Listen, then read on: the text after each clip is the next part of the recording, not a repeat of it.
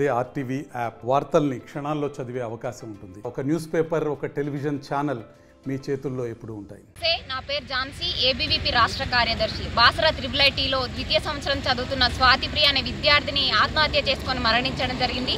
ఆత్మహత్య గల కారణాలు తెలుసుకొని కుటుంబ సభ్యులకు న్యాయం చేయాలని శాంతియుతంగా నిరసన చేస్తున్న విద్యార్థి నాయకుల పట్ల విచక్షణారహితంగా ప్రవర్తించి CSO రాకేష్ సెక్యూరిటీని ఉసగొల్పి వారిపైన కర్రలతో దాడి చేయించడం జరిగింది. ఈ దాడిలో తీవ్రంగా గాయపడిన విద్యార్థి నాయకుడు ప్రాణాపాయ స్థితిలో ICUలో ట్రీట్మెంట్ తీసుకోవడం జరుగుతుంది.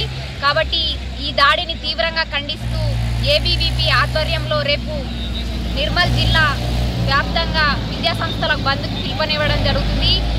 ఈ బంద్తోనైనా రాష్ట్ర ప్రభుత్వం వెంటనే స్పందించి CSO రాకేష్ను వెంటనే సస్పెండ్ చేసి దాడి చేసిన సెక్యూరిటీలపైన కఠిన చర్యలు తీసుకోవాలని ఏబీవీపీ డిమాండ్ చేస్తూ ఉంది.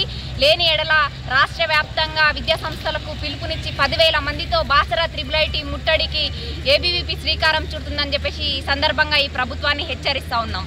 మరిన్ని వీడియోస్ కోసం ఛానల్ సబ్స్క్రైబ్ చేయండి. లేటెస్ట్ అప్డేట్స్ కోసం వాట్సాప్ ఛానల్ ఫాలో అవ్వండి. అండ్ లింక్ డిస్క్రిప్షన్ లో ఉంది.